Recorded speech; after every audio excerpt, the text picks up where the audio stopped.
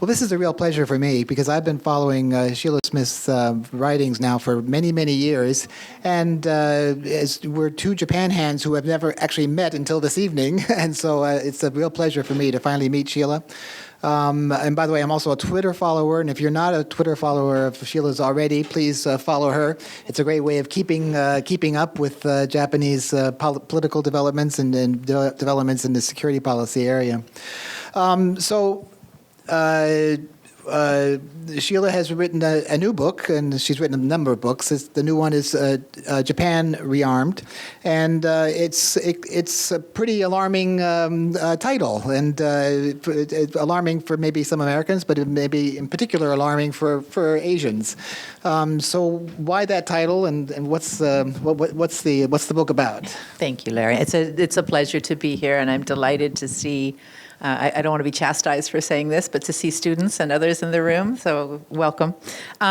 So the book has, I spent a long time thinking about the title, and of course, when you write a book, you spend years trying to write it, research it, and write it, and as you're doing it, the various kind of titles go through your brain, and then they go right outside your brain, and you try them on, and you go, nah, I don't think so, and you try them again. But I kept coming back to Japan Rearmed, and the reason for it is really pretty simple.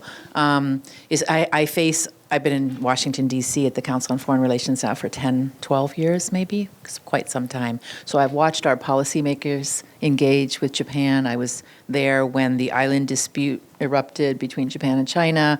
I've been there for many of the North Korean missile tests. And so I've been there watching our policymakers and people with deep knowledge about Japan. They're certainly not ignorant about Japan. But the questions I often get is, okay, so is Abe going to rearm Japan? And these are people very knowledgeable, right?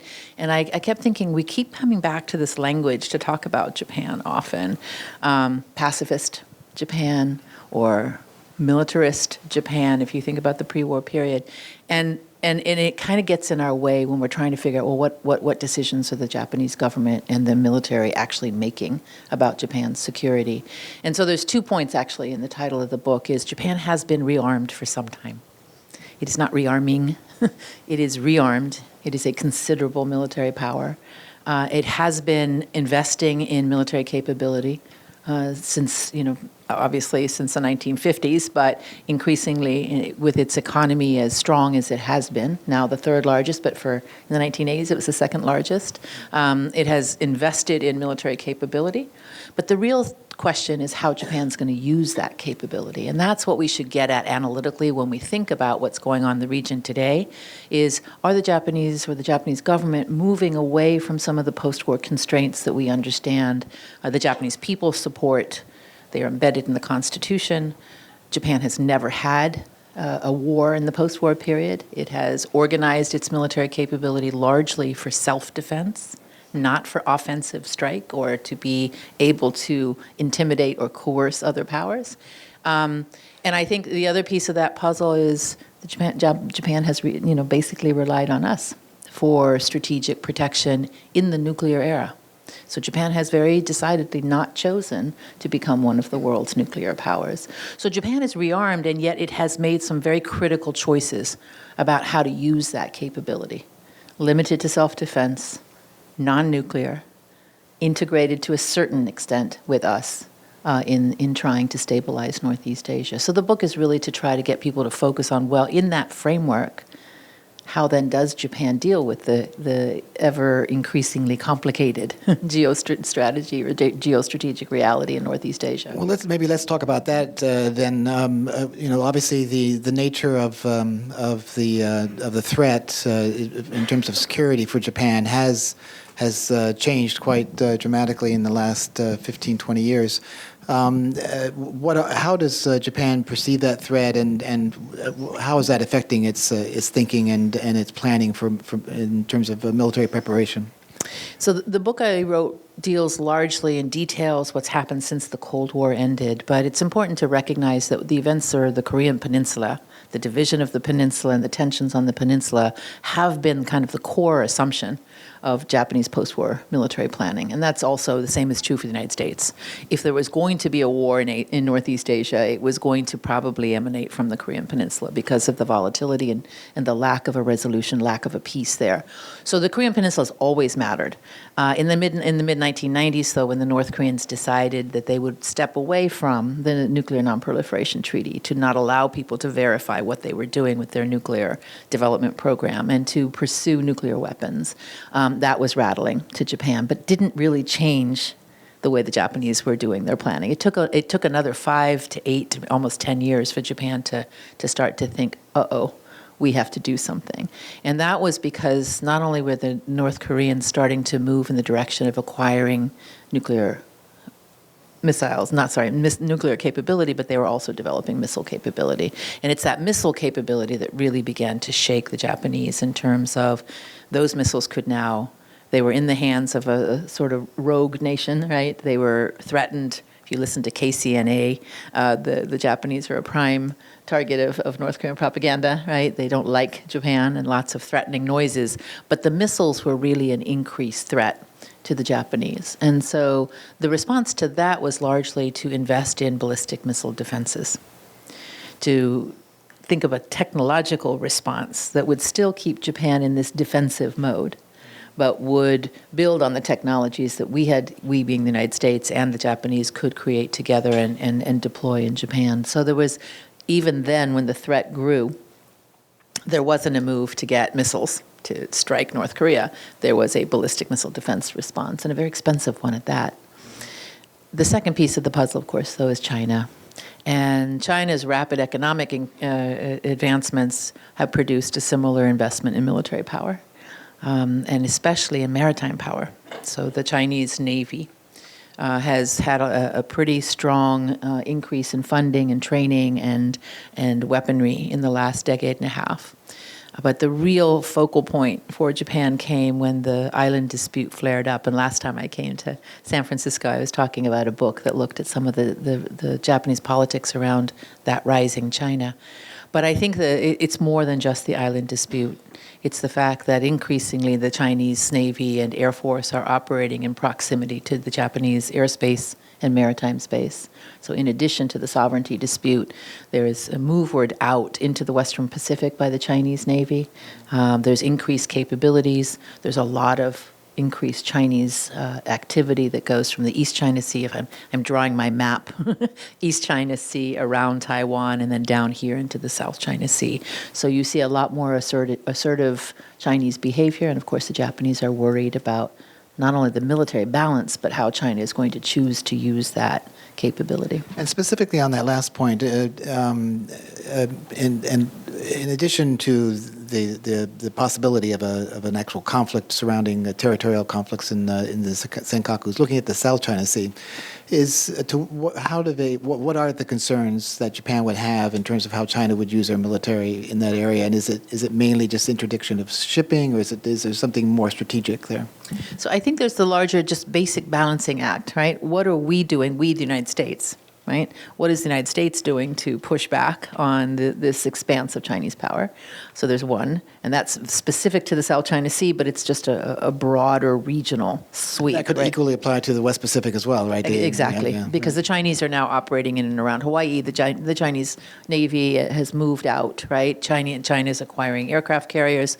Again, it's not like China shouldn't acquire this capability, but it is increasingly obvious that China wants more maritime presence to defend its own interests, right, across the Western Pacific, across the Indo-Pacific as well.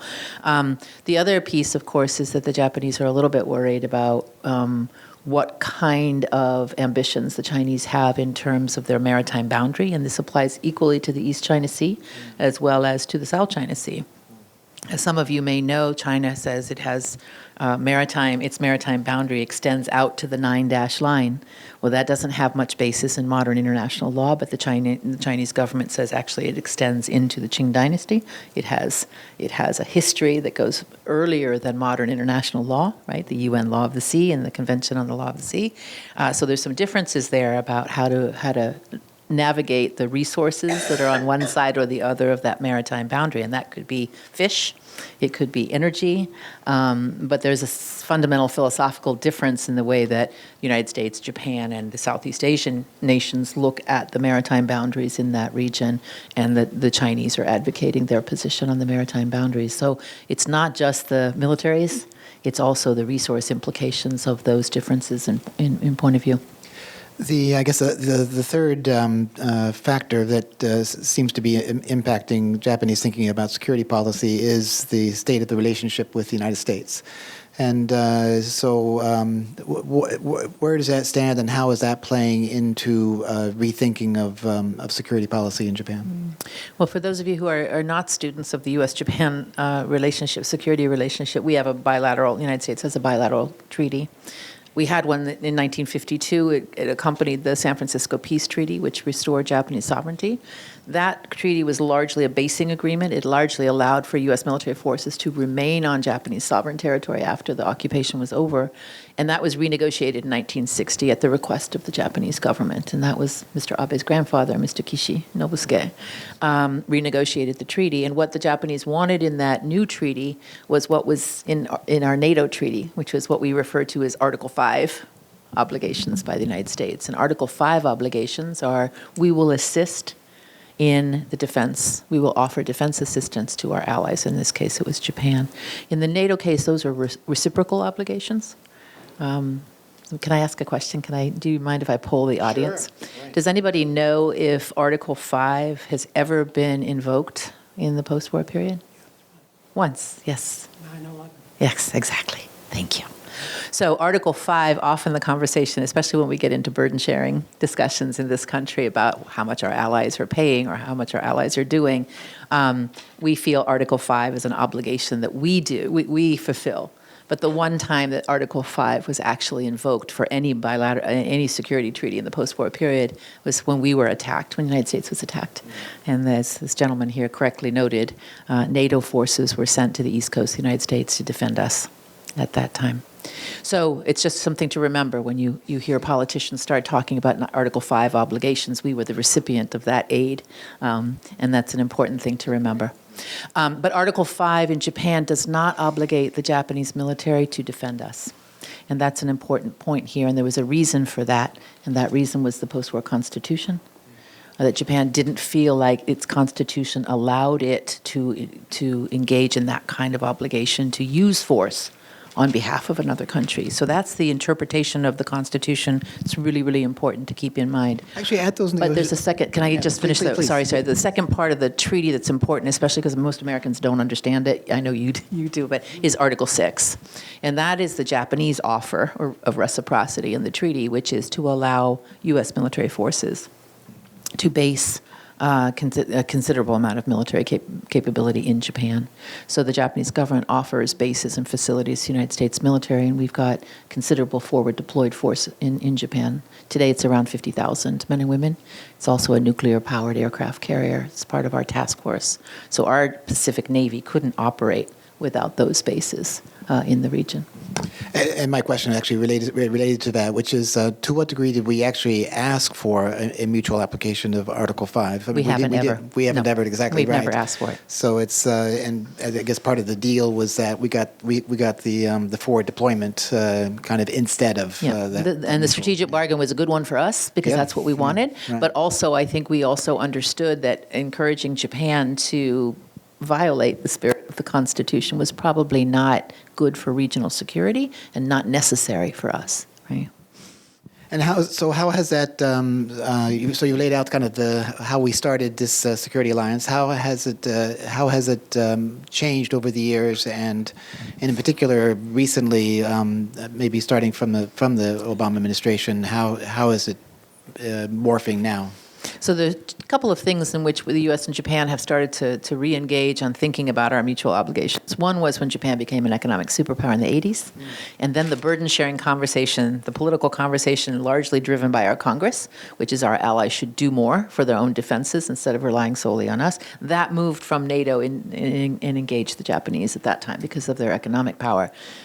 After that, by the time we get to the North Koreans moving away from the NPT in the 1990s, we began to have a more refined conversation about what would the Japanese do? What was the division of labor? What were the roles? This is the Pentagon speak for you here. The roles, missions, and capabilities of U.S. forces and Japanese forces. In other words, how would our two militaries operate together? And if there, for example, was a Korean contingency, what would the Japanese military do? That kind of thing. Those kinds of guidelines have been revised multiple times already. But the more recent one I think you're alluding to is the island crisis itself over the Senkaku, or the Diaoyu, as the Chinese refer to those islands. The United States and Japan decided it was time to make very clear, both to the Japanese people and to people surrounding Japan, in particular in China, that the United States did think that Article 5 protections extended to the Senkaku Islands. And so President Obama made a very clear statement in 2014, to that effect. President Trump reiterated that when Prime Minister Abe came in 2017. The island issue for the Japanese, though, really shifted their perception of how the alliance might be needed. And up until that point, the scenarios were largely Korean Peninsula, maybe Taiwan, but the combat or the use of force would be somewhere else, and Japan would play a supporting role through the bases or any kind of supply that the U.S. forces in the region might need. It wouldn't play a combat role, right? But in the tension with the Chinese over the islands, the possibility that maybe something would put Japanese and Chinese into a conflict, right? That it would escalate to the actual use of force. That proposition was new for the alliance, that Japan might be the first location of a use of force incident or something. And so that prompted a new conversation in the alliance about why we need to try to deter aggression, but we also need to try to prevent escalation of incidents or crises like the fishing boat captain, and prevent incidents from rising to the level of military force. So the alliance took on a slightly different character then of kind of trying to manage and de-escalate moments of tension that might occur with China and Japan in that particular instance. So in a sense, the statement from the statements from both President Obama and Trump on the Senkakus should have given or appeared to have given some assurance to Japan, but at the same time, because of the nature of the threat, they have to rethink their own role in the alliance. And so what are some of the kinds of things that they're now? I mean, how has that changed? It's not necessarily rethinking the roles in the alliance. It's thinking about a new scenario in which the alliance may have to be used, especially military force, right? The military piece. Yeah, right. And so, in that sense, I think the Japanese have been more forward-leaning on the sense, or more forthcoming on the sense that these islands are Japanese territory, right? Right. The Japanese claim sovereignty over those islands, and so the Japanese would first and foremost be required to defend them. And so they would call upon the United States to share intelligence, to if things began to escalate beyond simply defending the islands, for example, to a larger kind of conflict, then the United States would be there to back them up. But it is the first time that the Japanese military has ever had to think of themselves as the first responders, if you will, and have the Americans be the backup. It's always kind of been the other way. The Americans would be over there in Korea or somewhere else responding to an eruption of conflict, and Japan would support that effort. And looking at you mentioned that Japan has the third largest military in the world. Is that right? The way to say it, or it's the third largest? It's the third largest economy budget? Right now. It's the third largest economy. In terms of, I wanted to ask about military capability, particularly vis-a-vis China, and how it's perceived by both countries, since obviously deterrence is basically all about perception of what the other person could do to you. In terms of Japanese military capability, putting aside the kind of policy about how it would be used, how does it stack up against Chinese? So I think, I can't give you a number by number, response to that, because largely the way the Chinese have developed their military is in response not just to Japan alone, but also to us, right? And what the Chinese have largely focused on is sort of asymmetric means to keep us from intruding into what they see as the inner seas. And with the China, again, I'm trying to, with my hands here, give you a map. I'm drawing a map.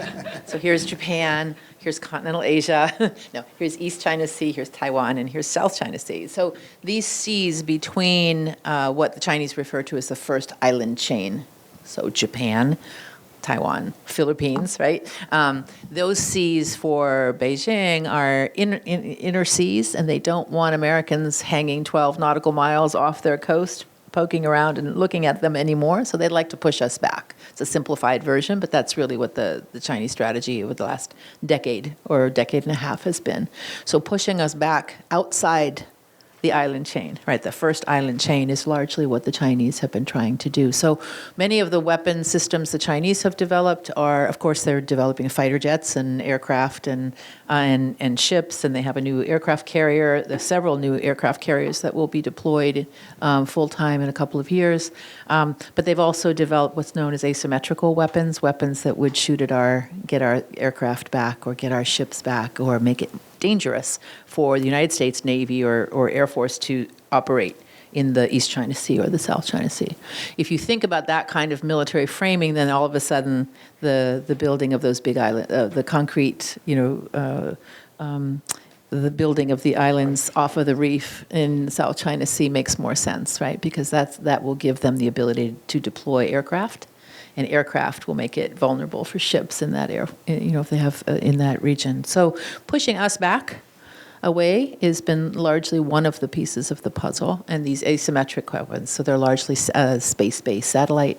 They will destroy our satellites so we can't fight, things like that. This is not something alarming or makes the Chinese into the bad guys. This is just how do they counterbalance our strength, and in the midst of that will be the Japanese. If you just took the Japan-China piece, China's ability to invest in military technology over the next decade or two far greater than the Japanese, despite the fact that the Japanese have considerable and sophisticated military capability. If you look at the Navy, Japan's Navy is the best Navy in Asia, and it has nothing to do with us. Japan has a long naval tradition, a sophisticated and deep naval tradition, as you know from anybody in the room who studied World War II. And it has capabilities, again, short of nuclear, short of an aircraft carrier, but it has capabilities that would be quite difficult for the Chinese to deal with alone. Their Air Force is largely based inside territory of Japan, so their Air Force doesn't, reach out and strike people either, but it is a formidable air defense system. So it's a defensive Air Force largely, without strike capability at this moment in time. Their ground forces, it's hard to tell because their ground forces have never had to fight, and they've been largely based at home. And so it's a hard reading, not because I think their ground forces are not up to the task, but because we've never seen them in combat. It's a harder thing to get a read on. Whereas the Navy and the Air Force, you're basically looking at technical capability or the capability of their weapons systems, and that's fifth generation. It's pretty much the same as ours. And is this next question probably is impossible to answer, but so it sounds like currently that the array of military capability on both sides, on China and Japan, or Japan's strong enough now to essentially make China think twice about whether it would actually want to for example, force the hand on Senkakus or Jiaoyu. But looking into the future, you just mentioned that the capability to invest more is obviously going to be greater in China because of its larger economy and larger population. Do you have a sense of when that balance might change, when that balance of power might change? So there's a number of scholars at Brookings have written a book on that. Yeah. So Michael, if you're interested in that kind of projection, forward, what kind of capabilities, at what rates and things. They do a very meticulous study.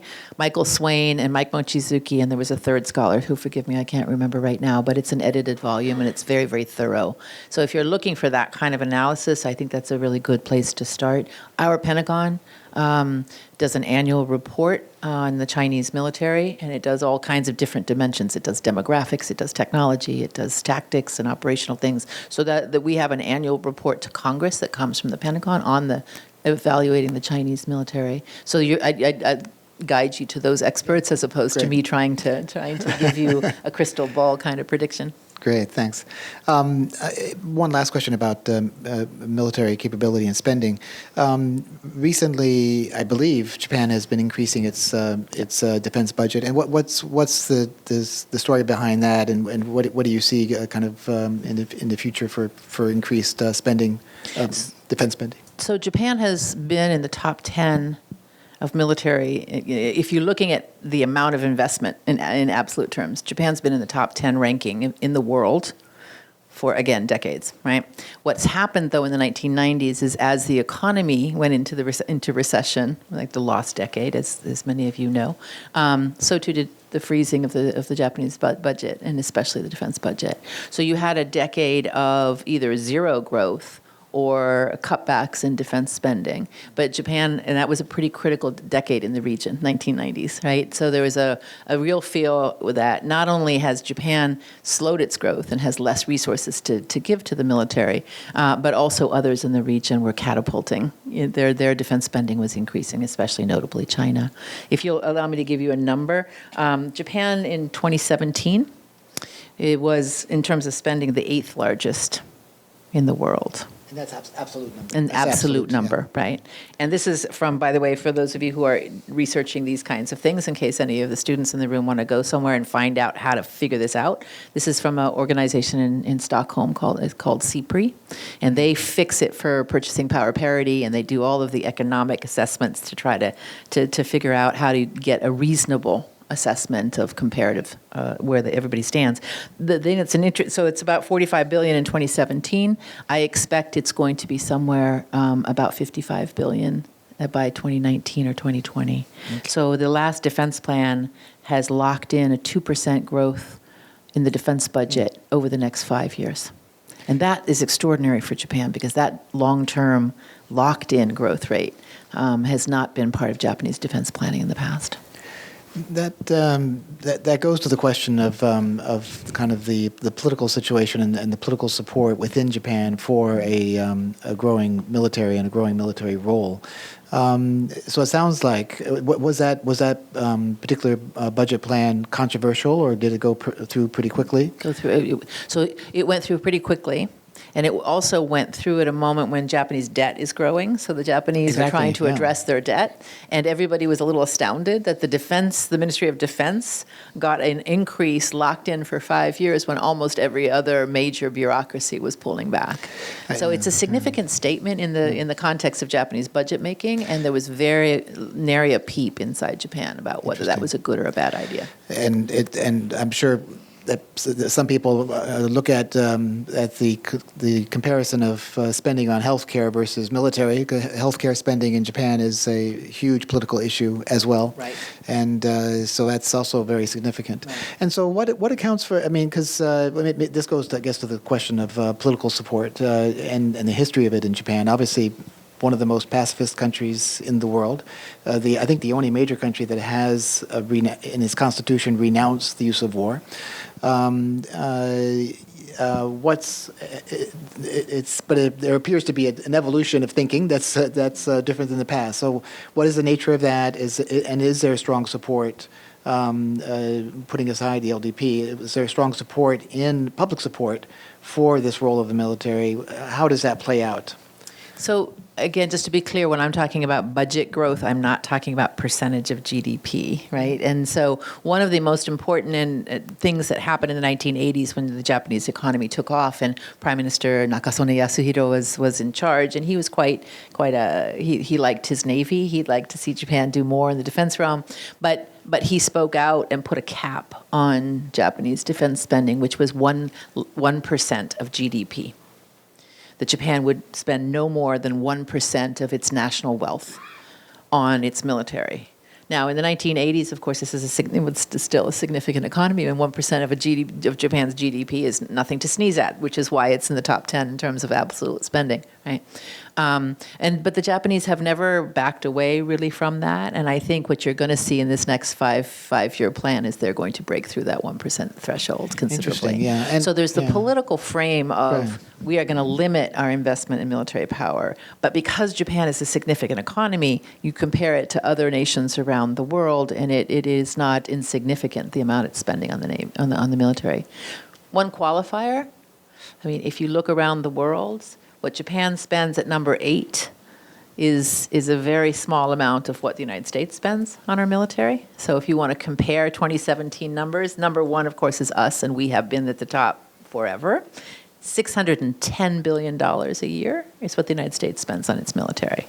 Does anybody want to guess what the number 2 country is? China. It's China now. This is 2017. This has been in the last 5 to 8 years, right? $228 billion. At number 8, Japan has spending of $45 billion. So you can see the difference between, the country, us, which is sustained high-level spending. China is now incrementally moving up into a pretty significant investment in military power. And then those are the 3-digit numbers, and you drop down to double digits, countries that come after, and Saudi Arabia, India, comes way before Japan, right? So Japan is somewhere around this, not quite the same, but it's as our NATO allies, but considerably below the major investors in military power. So we talked about public support, or at least the lack of public opposition to increasing defense spending in Japan. What about the use of that military force, and where is the Japanese public on that? And I should probably ask the question, where is the Japanese government on that as well? Because that's another area, obviously, where there's some new thinking going on. So that's what the book looks at, and it's largely a post-Cold War phenomenon, and it begins slowly, and then it picks up speed just a little bit. And the 4 areas of change, not all about capability, right? But the 4 areas of change is the idea of sending the self-defense forces abroad. And many of you know back in the first Gulf War in 1991, Japan did not send its military and got chastised by Europeans as well as by us for being a checkbook power, for not being a real partner, right? And so there's been a lot of recrimination about the Japanese for not doing the kind of military coalition work that even our German allies have decided to do. That's changed since then. So Japan has engaged and has supported other coalitions. One is the UN peacekeeping operations, which is a separate category, and then there is the response to 9/11. Japan helped refuel Allied ships that were helping combat in Iraq. It sent the ground self-defense forces to reconstruct parts of Iraq, granted far away from the more dangerous areas, but it went to Samawa, which is in the western area of Iraq. And it has sent its Navy to participate in the anti-piracy coalition in the Gulf of Aden. So it's done much more coalition activities. It continues to work with the United Nations on peacekeeping and has become one of the largest funders and also participants in peacekeeping operations. Nonetheless, the Japanese military, when they go abroad, are still not allowed to engage in combat. They can use weapons to defend themselves now, but they may not shoot or engage with other national militaries. So there are still restrictions on that. The other place where thinking has changed is obviously in the preparedness. So we're going to get back to North Korea and China. The preparedness of the Japanese to be able to mobilize their military in case of a use of force incident or in case of actually to get ready for war fighting. And I have there's a chapter in the book about what that means. The other place is obviously the constitutional debate, the political debate, and this gets right to the core of your question about political support in Japan.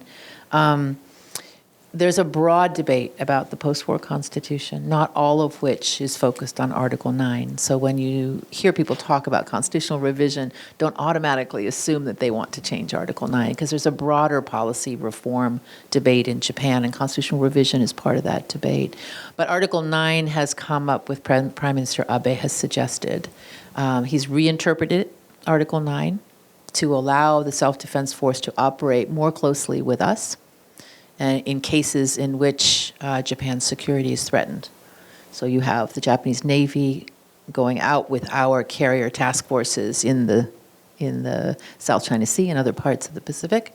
You see the Japanese exercising now with us and the Indian Navy in exercises referred to as the Malabar exercises. They have a very close strategic and security cooperation relationship with Australia. And they're starting to work with some of the maritime countries of ASEAN, the Philippines, Vietnam, to help them build their own maritime capacity, and largely Coast Guard, not navies, but Coast Guard capacity, so that some of the activities of some of the Chinese vessels will be met with a little bit more muscle by the Filipinos and the Vietnamese. And then the final area of change, I think, is in the way the Japanese regard us and the kind of change that has come along with thinking about how to make sure that the deterrent that we offer is sufficient to what they think they need. And that predates Mr. Trump. So this is not a political assessment about, the current conversation in Washington. It goes back to the Senkakus and this idea of we have to be much more detailed and consultative with Washington in case there's an incident below the level of military force, so we can try to prevent it from growing. But there's also a lot of more Japanese interest in what we're doing with our nuclear forces and how prepared we are to deter. I'll give you an example. When the Obama administration was thinking about a no first use policy, Japan, like many of our other allies, were not very much in favor because a no first use policy would not help them, right? Ensure their own deterrence. They wanted us to be ready to use it if we had to. And so, again, it's back to your point about psychological more than anything else. But there's been an awful lot of more detailed thinking about how to ensure the deterrence provided by the United States is we both have the same kind of thinking about what's necessary. I'd like to go back to that, but before then, I just want on the constitutional revision and also on the use of force. Where is the Japanese public opinion on that issue? I was in Japan when that interpretation went through. I remember the huge demonstrations opposing it in Nagatacho in the area of the Prime Minister's office and the Diet. What are the polls saying in terms of that kind of support for a more robust use of the military? So for any of you interested in the constitutional debate, we have a digital resource on cfr.org if you'd like to take a peek. It's called, or just Google Japan's constitutional debate and my name and it'll pop right up for you. But I walk you through the history, the political change, and then I have detailed opinion polling over time. But the short answer is that, if you look over the post-war period, there's somewhere around 50% of the Japanese people were open to revision all the way through. But what has happened in more recent years, and I think you can't really, it correlates with threat perception. So the numbers go up a little bit, down a little bit, up a little bit, down a little bit. But what you have is not that more people want to revise the Constitution. You have more people who are not against revising the Constitution. In other words, you have a gray zone of kind of, let's have a conversation about it. There's much more appetite for a debate about it, not necessarily a yes or a no answer on the question. And it's not always Article 9. Yeah. So when you parse that out, Yomiuri Shimbun, again, for those of you doing research on this, the Yomiuri has very detailed polling on Article 9 itself. And the constitutional answer, should we debate revision? You'll get a pretty high answer. Should we debate revision of Article 9? And you'll get a very strong no answer, even from Yomiuri, which tends towards the more conservative side of Japanese media, right? So they parse out that Article 9 question in a lot of detail. And so again, if you're doing research, that's a database you should take a look at. But I think the Japanese people, there's more appetite for a debate and dialogue. There's more issues of the Constitution, as I said earlier, other than Article 9. But Prime Minister Abe has put this idea of adding a sentence, adding a third paragraph on the table. And in 2018, even at the LDP convention, they had no consensus on that. Even within the LDP itself. Even within the LDP itself, which is the conservative party. And so there's some people in the party, Ishiba Shigeru, for example, and others who are much more, who say, let's rewrite that second paragraph. Let's say that we have a national military. Let's just stop making it all vague and ambiguous, right? But nobody wants to get rid of the really important first paragraph of Article 9. Again, for you students in the room, you have to go read the text. When I do a slideshow, I show the text. But the first paragraph is what you started out with, which is the Japanese people will never use force to settle international disputes. And even the most conservative today of Japanese politicians or advocates, they don't want to lose. They don't want to get rid of that. So even though you're having a debate, sometimes it sounds more conservative than it used to sound. Public opinion is pretty steady state on don't touch Article 9, and even the politicians are not sure. Even the conservatives are not quite sure yet what it is they want to do. And some of them are quite happy with where it is as it is.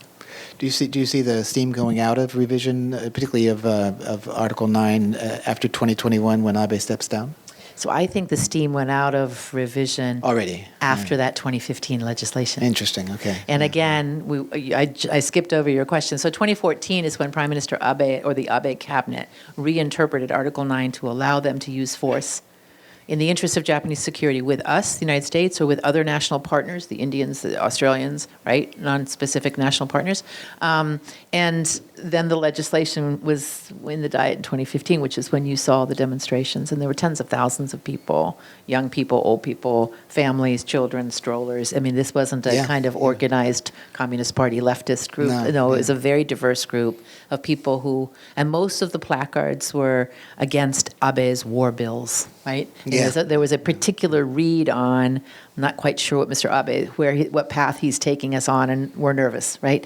And you can see that in the polling too. So that around that time, you see people, there's in the Asahi, which is more liberal left-leaning, the Yomiuri more conservative right-leaning, both of those polls, you can see that legislation, then people's appetite for revision went down again.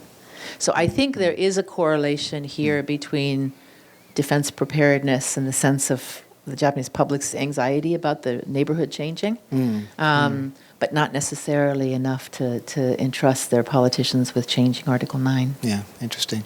Last question, and I'm going to open up after this question to you all for questions from you. So please think of your questions now. But last question from me, and just, I said I'd want to come back to the rethinking of the alliance. What options are open to Japan? What realistic options are open to Japan in looking at not realigning, but any change in the alliance with the United States, in the sense that there's no other major ally out there for Japan, and it's a pretty unfriendly neighborhood, other than South Korea, which is not. Which has that would be the friendly option. Which is not exactly not a very friendly option. Yeah. No, exactly. And so what kinds of changes and what kinds of options does Japan really have in rethinking its security alignment with the United States? So I end the book by, after we've gone through all the detail of the threat perception and everything else, I end the book with a slight look ahead.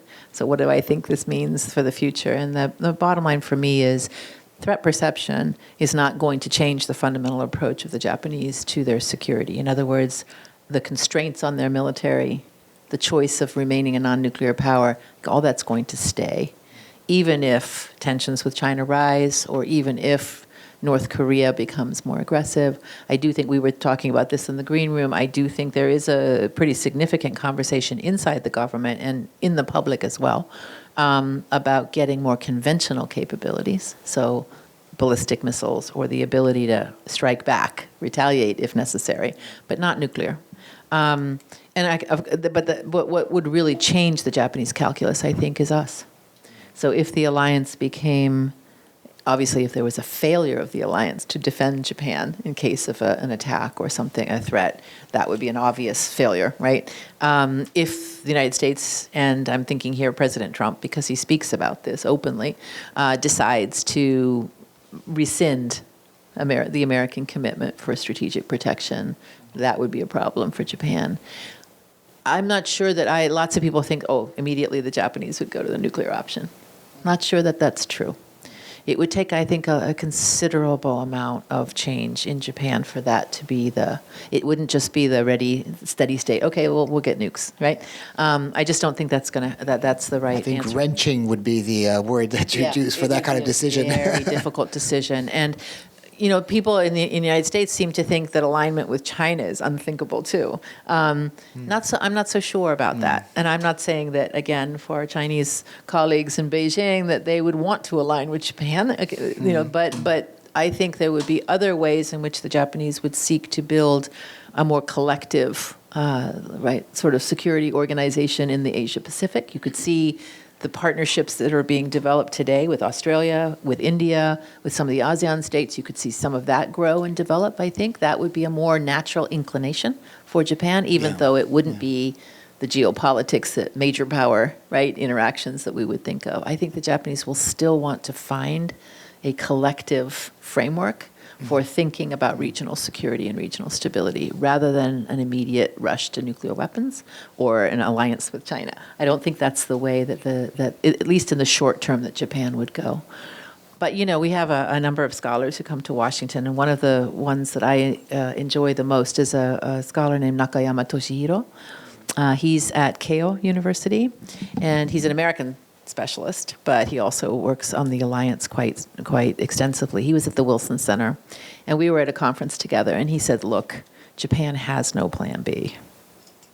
We have you guys. And you elect Trump, you elect Bernie Sanders, you elect whomever, and we will make it work. and